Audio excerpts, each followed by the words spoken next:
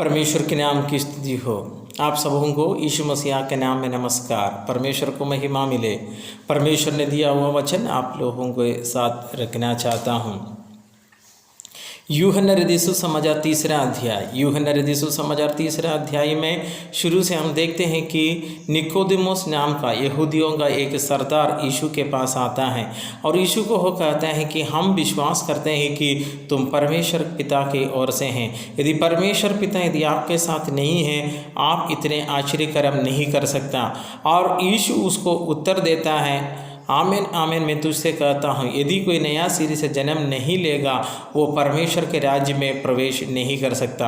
परमेश्वर के लोगों बहुत से बातों को यहाँ मेरा ध्यान में आया। निकोदेमुस जो शब्द इस्तेमाल कर रहा है, हम विश्वास करते हैं। सिर्फ निकोदेमुस ही नहीं, निकोदेमुस के साथ उनके कुछ मित्र लोग, उनके समान जो समाज के अगुवे हैं, कुछ निकोदेमुस के जैसे कुछ समाज के बड़े बड़े लोग यीशु मसीह पर विश्वास करते हैं कि यीशु को परमेश्वर पिता ने भेजा है। मगर इस मुख स्तुति पर यीशु नहीं जा रहा है, लोगों के तारीफ पर यीशु नहीं जा रहा है। यीशु सीधा कहते हैं वो सब वहाँ रहने दो, चिन्ह चमत्कार को वहाँ रहने दो। आप लोग मुझे अंगीकार कर रहे हो, तारीफ कर रहे हो, वहाँ रहने दो।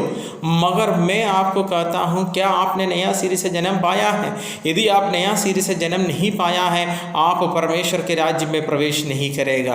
परमेश्वर के लोगों, वर्तमान के समय में हम आशीष के पीछे भागते हैं, चिन्ह चमत्कार के पीछे भागते हैं, मगर परमेश्वर हमारे जीवन से यही चाहता है, क्या हम नया सिरे से जन्म पाया है? क्या हमारा जीवन संपूर्ण रीति से रूपांतर पाया है? क्या हमारा जीवन संपूर्ण रीति से परमेश्वर के वचन में है? परमेश्वर के नाम की स्तुति हो। निकोदेमुस यीशु से पूछता है, जब मैं बूढ़ा हो चुका हूँ, मैं कैसे नया सिरे से जन्म पा सकता है? यीशु उसको कहता है, जो कोई पानी और आत्मा के द्वारा नया सिरे से जन्म नहीं पाया है, वो परमेश्वर के राज्य में प्रवेश नहीं कर सकता। परमेश्वर के लोगों, परमेश्वर के नाम को महिमा हो कि निकोदेमुस वहाँ पर शंका प्रकट करता है, मैं मेरा जीवन को कैसे बदल सकता हूँ।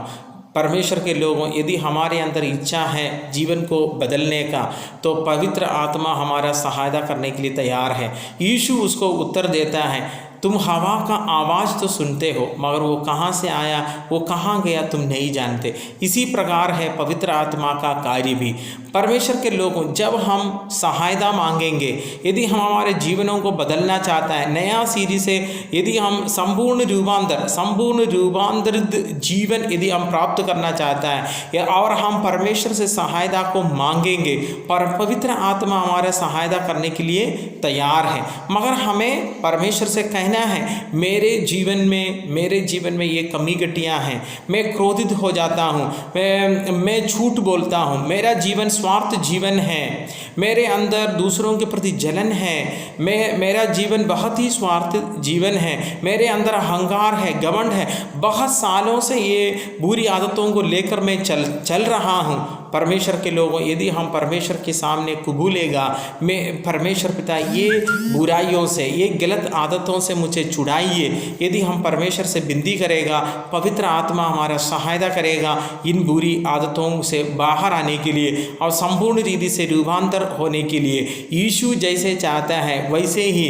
पानी और आत्मा के द्वारा नया सिरे से जन्म पाकर परमेश्वर का सच्चा पवित्र संतान बनकर परमेश्वर के राज्य का सदस्य बनने के लिए परमेश्वर आपको सहायता करेगा। रोमियो का पत्रिका 10 अध्याय और उसका 9 पद में लिखा है, यदि तू अपने हृदय से विश्वास करें और मुंह से अंगीकार करें कि परमेश्वर पिता ने यीशु को मरे हुओं से जिलाया, तुम उद्धार पाएंगे। तो ध्यान दीजिए परमेश्वर के लोगों, हृदय से विश्वास करना और मुंह से अंगीकार करना। वैसे ही पहला अध्याय और उसका 9 पद, पहला अध्याय और उसका 9 पद में लिखा है, यदि हम अपने पापों को मानने के लिए तैयार हैं, वह हमें शुद्ध करने के लिए विश्वास योग्य है। परमेश्वर के लोगों, हमें हृदय से अंगीकार करना है और मुंह से परमेश्वर से सहायता को मांगना है। हमारे हृदय में हमें अंगीकार करना है, हाँ मेरे जीवन में घमंड है, मेरे जीवन में झूठ है, मैं झूठ बोलता हूँ, मैं घमंड करता हूँ, मेरा जीवन स्वार्थी है, मेरे अंदर जलन है, परमेश्वर पिता ये सारी बुराइयों को मेरे अंदर से निकालिए, मुझे नया सिरे से नया इंसान बनाइए, पवित्र आत्मा से मुझे भरिए।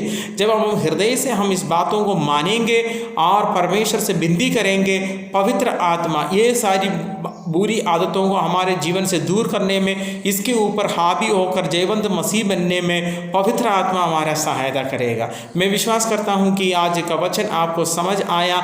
यदि समझ नहीं आता है तो आप मुझे मैसेज करिए या मुझे कॉल करिए, मैं इसका अधिक जानकारी आपको देने के लिए इच्छा रखता हूँ, तात्पर्य रखता हूँ। परमेश्वर आप सबों को बहुताई से आशीष दे। CCF संगठन को परमेश्वर आशीष दे। CCF परिवार के एक एक लोगों को और उनके परिवारों को परमेश्वर बहुताई से आशीष दें। परमेश्वर को महिमा, आप सबों को धन्यवाद।